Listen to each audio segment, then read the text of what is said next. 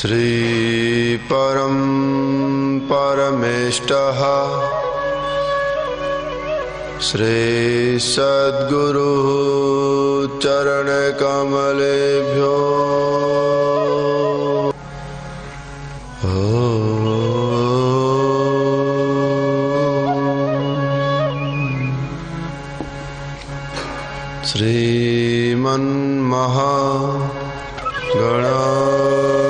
श्रीमन्महागणाधिपतये नमः।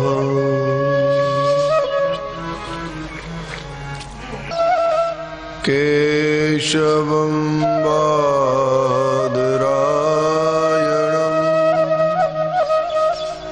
सूत्रभाष्य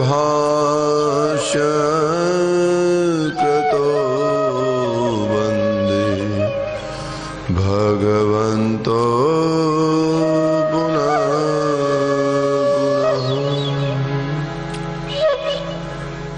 नमस्ते जलसायने नमस्ते केशवो नन्दो वासुदेव नमो नमः। नमो स्वनन्ताय सहस्रमूर्ते सहस्रपादाक्षिशिरोर्वाहवे सहस्रनाम्ने पुरुषाय शाश्वते सहस्रकोटि युगधारिणे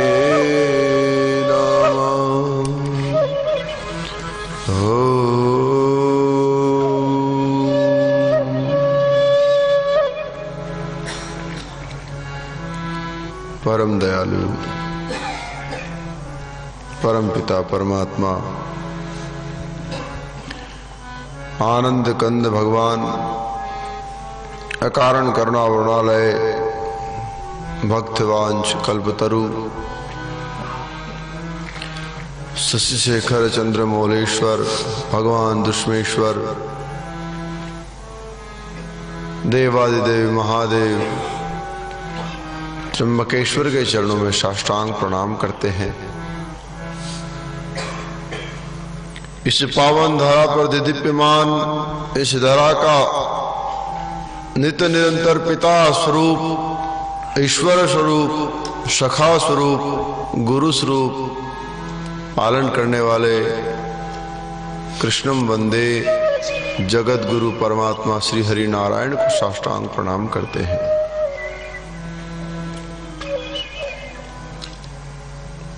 सनातन पद्धति के प्रमुख वाहक आचार्य आदि गुरु शंकर के चरणों में प्रणाम करते हैं।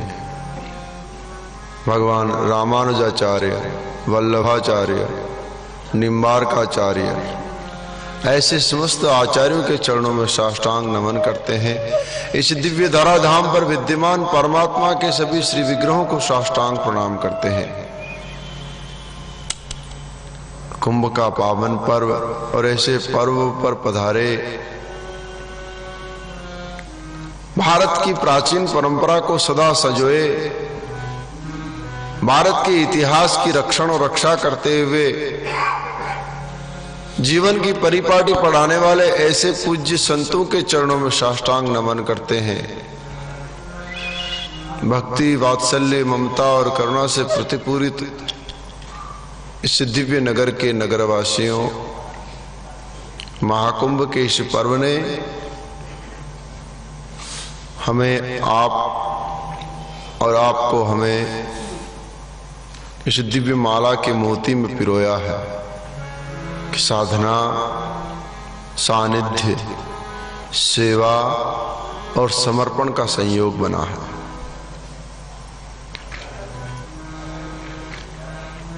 महाकुंभ का ये पर्व अमृत का एहसास तो निश्चित तौर पर हमें करा के जाएगा। आओ ऐसे दिव्य संयोग में, ऐसे ब्रह्म मुहूर्त के अद्भुत अलौकिक क्षणों में कुछ योग का अभ्यास करके अपने जीवन को और अपने मन को स्वस्थ और निरोग बनाएं। क्योंकि निरोग मन और निरोग तन ही संसार में कुछ करने योग्य बन सकता है, कुछ करने योग्य। जिस प्रकार से शिक्षा के बिना जीवन अधूरा है, ऐसे ही स्वास्थ्य के बिना भी ये मूल्यवान जीवन अधूरा है। जीवन में दो वस्तुएं बहुत सुंदर बात आचार्य कहते हैं। एक तो स्वयं किसी के एहसान के तले जीवन मत जियो, और दूसरा जीवन में प्रत्येक दिन किसी की सेवा करके ही सो। ये दोनों कार्य कब होंगे? जब हम स्वयं स्वस्थ होंगे, जब हम स्वयं आरोग्य निधि के मालिक होंगे, तब ऐसा हो सकता है ना। और आरोग्य के बिना कुछ भी संभव नहीं है। आइए थोड़े प्राण वायु को चढ़ा करके, बेटा पर्दे खोल दो, आपको रोज कहना पड़ता है, ध्यान दिया करो। आप लोग भी दे सकते ध्यान, ऐसी बात नहीं है ना, क्योंकि थोड़ी हवा आती जाती रहे तो ठीक रहे। प्राण वायु को चढ़ाओ पर, खींचो श्वास को, मेरुदंड को सीधा रखो, बैकबोन स्ट्रेट, सीधे श्वास को खींच करके सीधा छोड़ना है। और इस भाव के साथ भस्त्रिका करनी है कि भीतर के तंत्र की शुद्धि, भीतर के तंत्र का आनंद आपका जागृत हो रहा है। जो अशुद्धियां हैं वह बाहर की ओर जा रही है, और जो पवित्र ब्रह्म मुहूर्त का वातावरण है ना, यह आपके मध्य प्रवेश कर रहा है। खींचो श्वास को गहरा,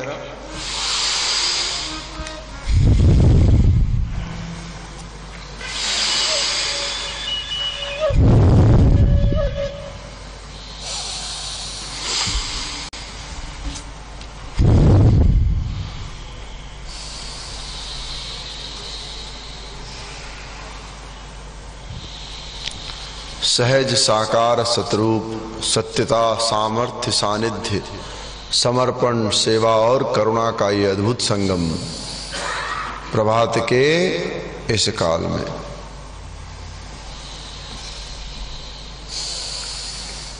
खींचो श्वास को गहरा,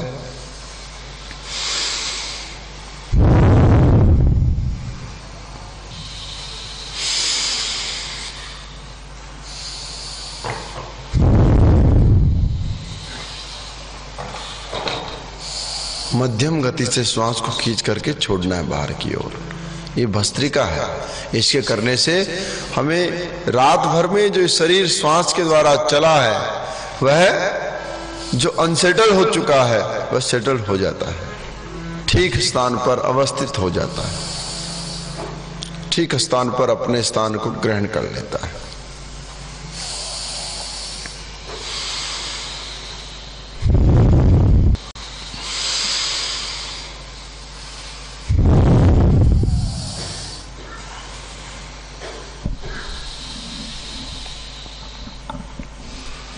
खींचो श्वास को गहरा,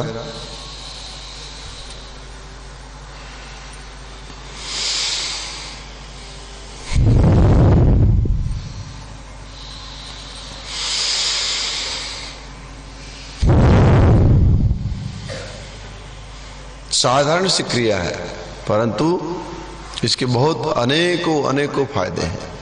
पेट मुलायम हो जाता है। पेट क्या होता है? मुलायम हो जाता है। पेट के मुलायम होने से हमारा मस्तिष्क ठीक हो जाता है, मस्तिष्क का तनाव कम हो जाता है।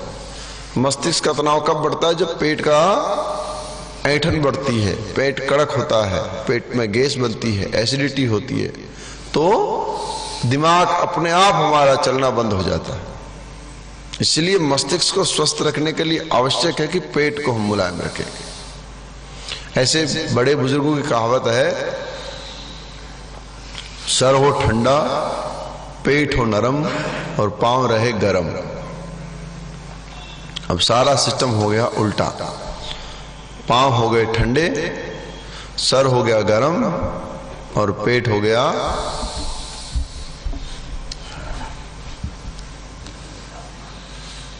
10-5 किलो तो हम स्टोरेज लेके चलते हैं, क्या पता कहां काम आ जाए।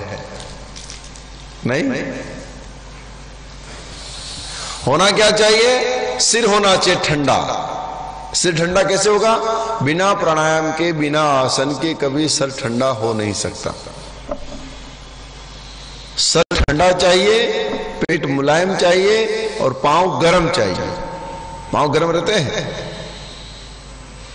पांव ठंडे पड़े रहते हैं, पांव में ठंडक ज्यादा। और पांव में ठंडक का कारण है कि आपके शरीर में धीरे धीरे रोग का घर बनने वाला है, संकेत है इसका।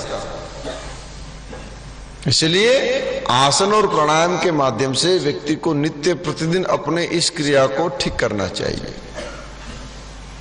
दबाओ जरा हाथ को।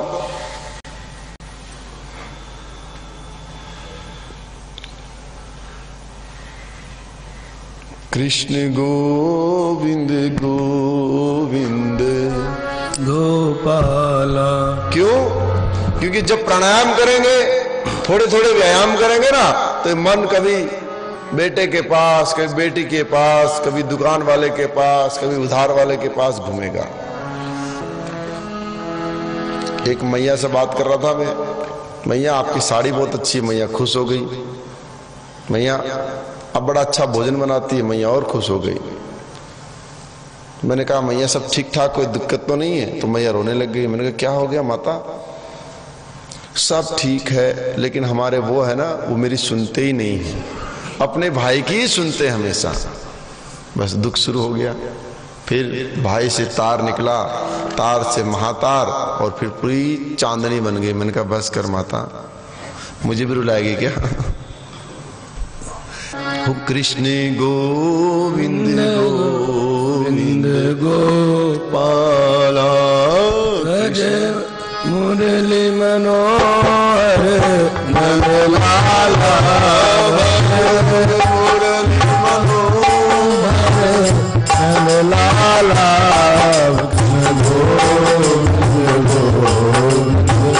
गोपाला। हमारे गुरुशंकर पंडित जी की जो है बांसुरी टूट गई। बताइए, आपकी बांसुरी मिलती है? नासिक बांसुरी बिकती है, नहीं बिकती है? मिलती होगी ना। आज ढूंढना कोई है ना, जिसको पहले मिले वो लेके आना। बांसुरी कौन लेके आएगा? हाथ खड़ा करो, बहुत पीछे। जिसको ढूंढने को मिले आज बांसुरी लेके आना। बांसुरी टूट गई, चिपका दिया फेविकोल का जोड़। भजे मुरली मनोहर नंदलाला, भजे मुरली मनोहर नंदलाला, कृष्ण गोविंद गोविंद गोपाला, गोविंद गोविंद गोपाला।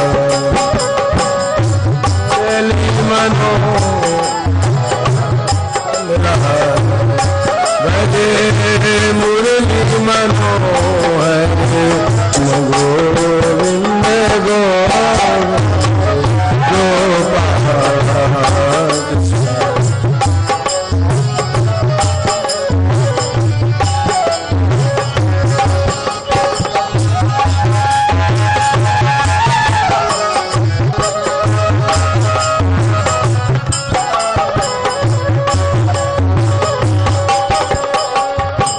संसार की पीड़ा जो होती ना, वो पीड़ा नहीं होती है। मैंने पूछा माता तुम रो क्यों? दुख किस बात का है? तो बोलती अपने भाई को जो पैसा देते मुझे बताते नहीं है।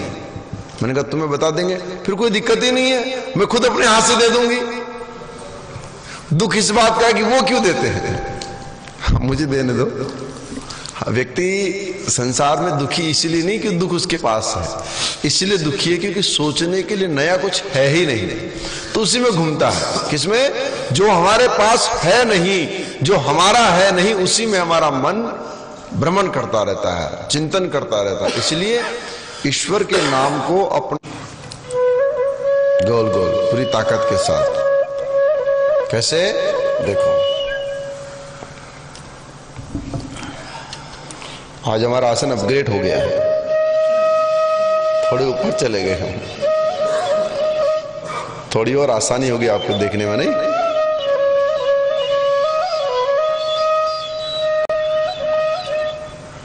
उल्टा घुमाओ।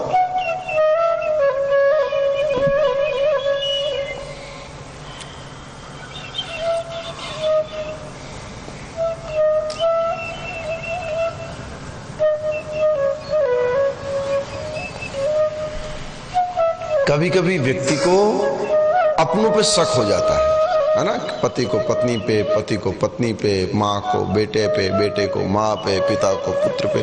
स्वभाव है, मनुष्य स्वभाव है। ऐसी स्थिति में चिंता छोड़ करके ईश्वर का चिंतन करना चाहिए कि प्रभु मेरे मन में शंका आई है, इसका समाधान मैं संसार से नहीं, संसार को चलाने वाले परमात्मा से चाहता हूं। अपने आप समाधान मिल जाएगा। लेकिन बहुत सारे लोग समाधान नहीं चाहते, दुख चाहते हैं, इसलिए उनके जीवन में दुख ही दुख रहता है। कमी किसी बात की नहीं है, दाल रोटी ने ईश्वर सबको देता है। तो ये कहावत सत्य है कि परमात्मा भूखा उठाता है, लेकिन भूखा किसी को सुलाता नहीं है। और भूखा व्यक्ति अगर सोता है तो अपने कारणों से सोता है। बहुत सारे लोगों को मैं देखता हूं कि गुस्से के मारे खाना नहीं खाते, गुस्सा आ गया, क्रोध आ गया किसी बात को लेकर के, तो भोजन को त्याग दिया। और एक व्यक्ति जब भोजन घर में त्यागता ना, तो बाकी सभी लोगों पे उसका इफेक्ट पड़ता है, चाहे कोई सो करे या ना करे। अन्न का त्याग व्यक्ति का सबसे बड़ी भूल है। अपमान अगर किसका करोगे, अन्नपूर्णा का अपमान करोगे, तो भगवान शंकर को भी मैया ने चक्कर कटाए थे। भगवान शंकर को भी मैया ने चक्कर कटा दिया था इसके पीछे। इसलिए भगवान स्वयं भी अन्नपूर्णे सदा पूर्णे शंकर प्राण वल्लभे ज्ञान वैराग्य सिद्ध भिक्षाम दे च पार्वती। वो ज्ञान और वैराग्य को देने वाला अन्न है। ये पेट जब संतुष्ट होगा अपनी भूख से, ये मन जब संतुष्ट होगा अपनी इच्छाओं से, तभी तो ज्ञान और वैराग्य की उत्पत्ति होगी। हम तो बहुत छोटे थे तो महात्मा बन गए, 10-11 साल के रहे होंगे ना। तो हमारे साथ के पढ़ने वाले विद्यार्थी जो है वो छुट्टियों में घर चले जाते थे। हमने गुरुजी से पूछा, हमने कहा गुरुजी हम लोग कहीं जाते नहीं है, छुट्टियां ही नहीं होती है, 24/7 खोल दिया आपने हमको।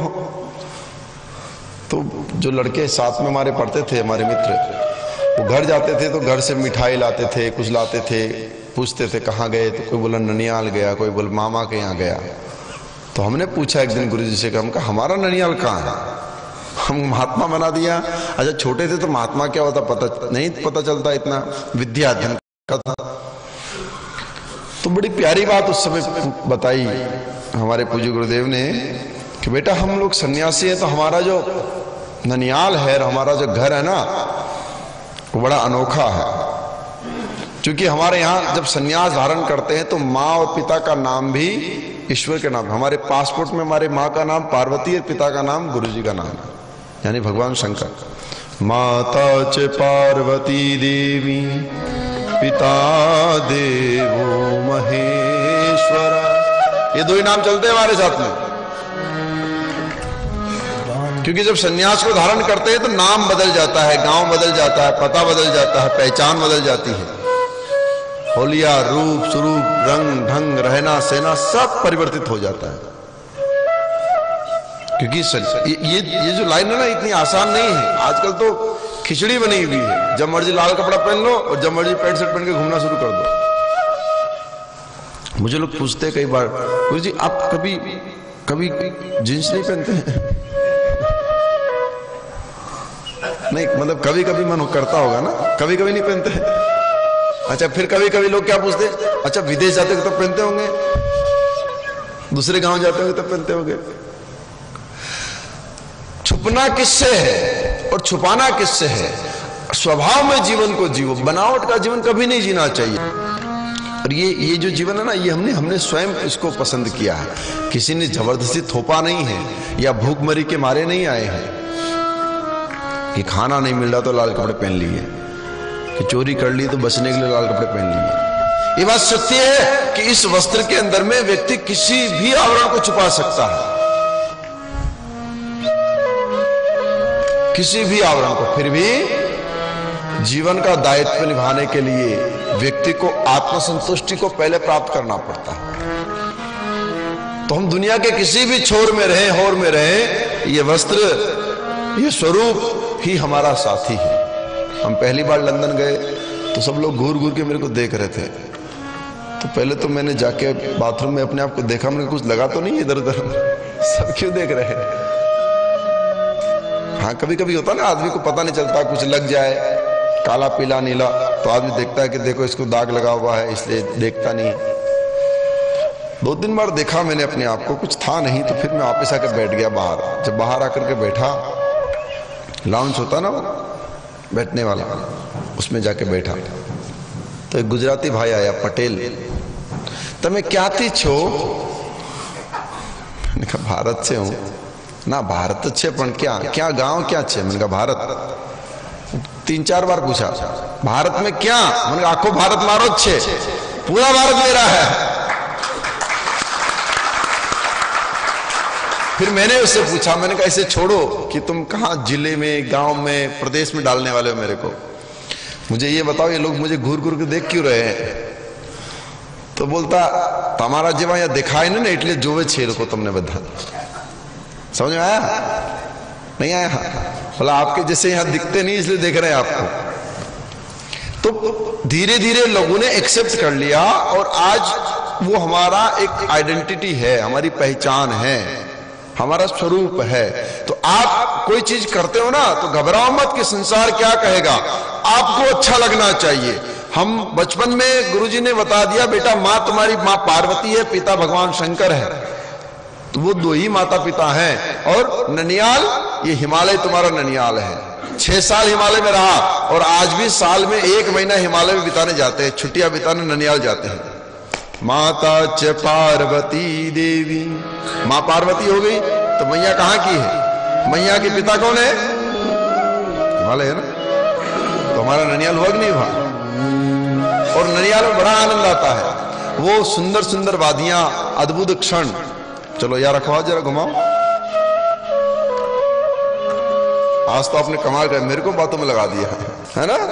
और जहां से ज्ञान मिले, जहां से संस्कार मिले, जो गुरु का घर हो, जो सानिध्य प्रदान करने वाला हो।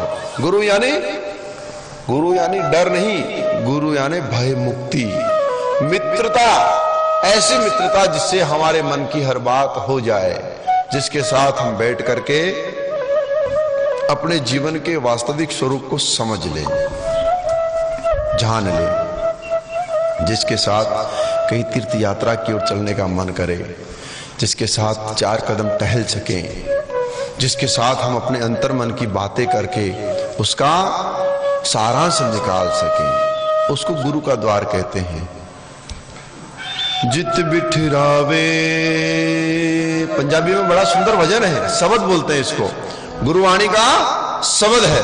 गुरु का क्या मतलब हुआ, क्या तात्पर्य हुआ, क्या समर्पण हुआ कि जित बिठरावे तित ही बैठूं, जो पहिरावे सोई सोई पहरूं, मेरी उसकी प्रीत पुरानी, बेचे तो बिक जाऊं, क्योंकि गुरु मेरी पूजा। गुरु गोविंद, घुमाओ उल्टा घुमाओ। गुरु मेरा प्राण, गुरु पूजा, गुरु गोविंद, गुरु मेरा प्राण,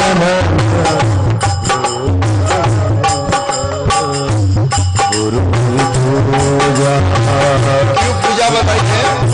पूजा का मतलब ये नहीं कि आप आदमी की आरती शुरू कर दो, जय जय गुरुदेव, नहीं। इंसान सिर्फ इंसान होता है, इंसान को भगवान मत बनाओ। हम लोगों को शब्दों का भेद पता होना चाहिए। गुरु मेरी पूजा इसलिए है क्योंकि गुरु किससे मिलाता है? ईश्वर से मिलाता है ना। परमात्मा से संबंध बनवाने के लिए प्रयत्न करता है, आध्यात्मिक चेतना को जागृत करता है। प्राणायाम करें।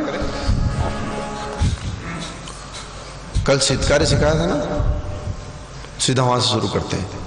निकालो जीभ को बाहर, जीभ बाहर आएगी, घुमाओ उसको, नाली बनाओ।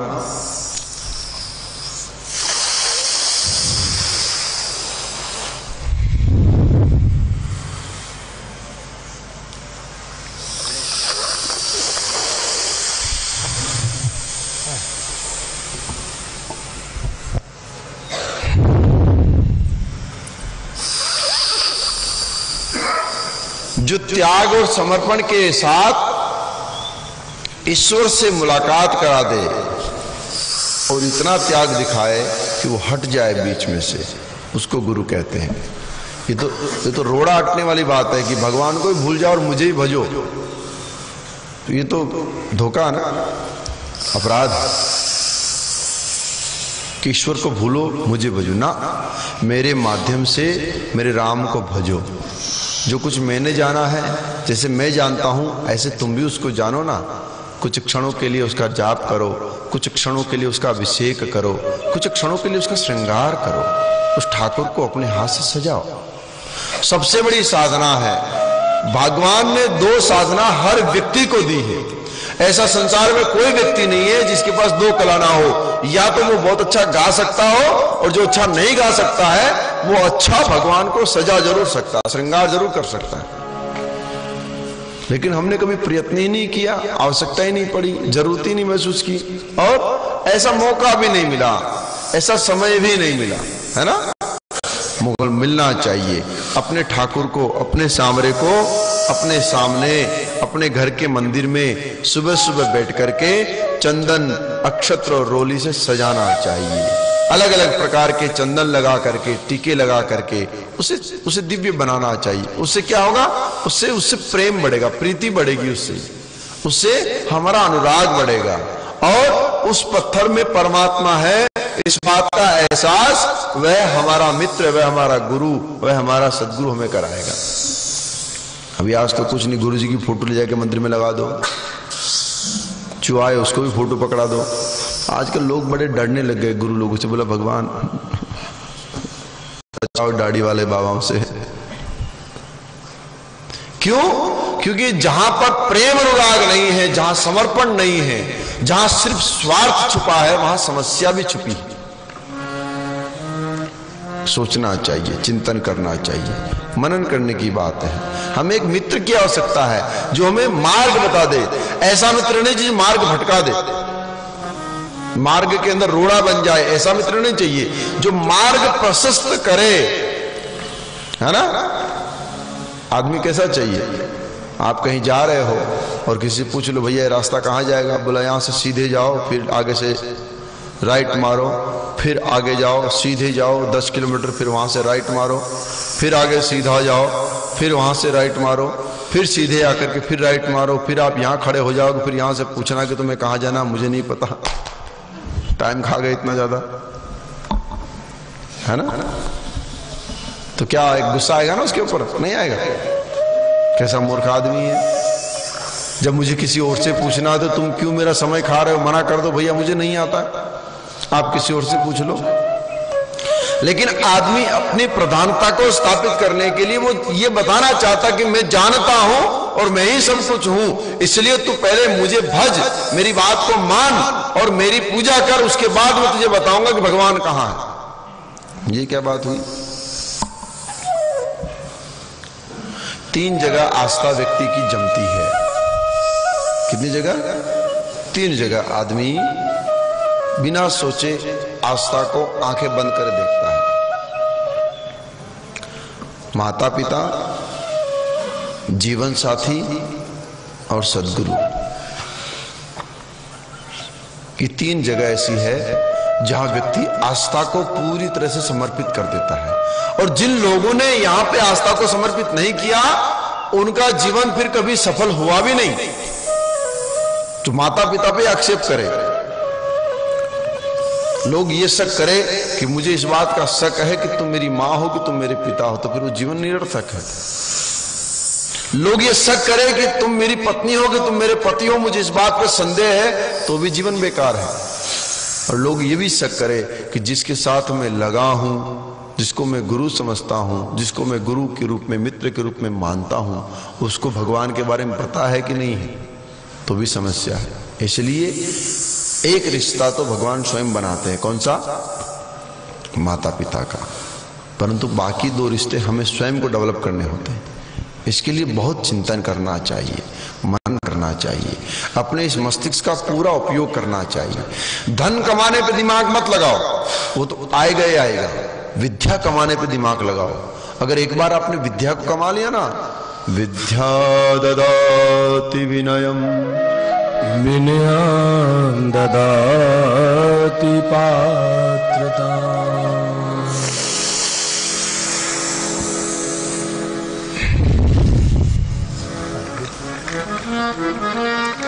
वो कहते हैं ना, कहावत है ना, गांव बसे नहीं लुटेरे पहले आ गए। कहते नहीं कहते? गांव बसा नहीं और लुटेरे पहले आ गए। तो हमारी स्थिति यह है कि हमने धन कमाया नहीं, और धन कमाने से पहले विद्या को पाया नहीं, पात्रता नहीं लेकर के आए कि कहां रखा जाएगा इस धन को, कैसे संसार बनाया जाएगा, और बेवजह परेशान है कि क्या होगा क्या होगा क्या होगा। होना क्या है? बीत गए दिन, पांव फैलाओ जरा, पांव खोलो। बीत गए दिन भजन बिना, भजन बिना, भजन बिना, भजन बिना, भजन बिना, बीत गए भजन बिना, बीत गए भजन बिना। बाले अवर एक बहुत सुंदर बात आती है, जब व्यक्ति का बचपन की उम्र में याद आता है ना, कि कैसे साथ में खेलते थे, पढ़ते थे, मस्ती करते थे। एक अलग पंथा बचपन का, नहीं? 10-10, 15-15 साल के, 20-20 साल के जब तक हुए, खूब मस्ती की, खूब घूमे, खूब लोगों को परेशान किया, है ना। कभी कभी मित्रता के बीच में ऐसा भी होता था कि लोगों को परेशान बड़ा आनंद आता था। मोहल्ले में कोई काका कोई काकी चिड़े ना, तो उसको ज्यादा चिढ़ावे। लेकिन 55 की उम्र में जब बैठ करके हम अपने आराम को, अपने सर्कल को देखते हैं कि कौन क्या बना और कौन कितना बिगड़ा, जब इसका चिंतन करते हैं तो हम अपने आप को देखते हैं कि हमारा साथी आज कहां है और हम आज कहां हैं। क्या कमी रह गई, या फिर क्या हमने ऐसा किया कि जिससे ईश्वर की कृपा से हम ऐसे नहीं बने जैसा हमारा मित्र बन गया। कम से कम ऐसे तो नहीं बने। कितनी बड़ी परमात्मा की कृपा है। और कभी कभी चिंतन ये भी हो जाता है मन में कि क्या कमी रह गई हमसे कि हम ऐसे नहीं बन पाए, क्योंकि बीत गए भजन बिना, बीत गए भजन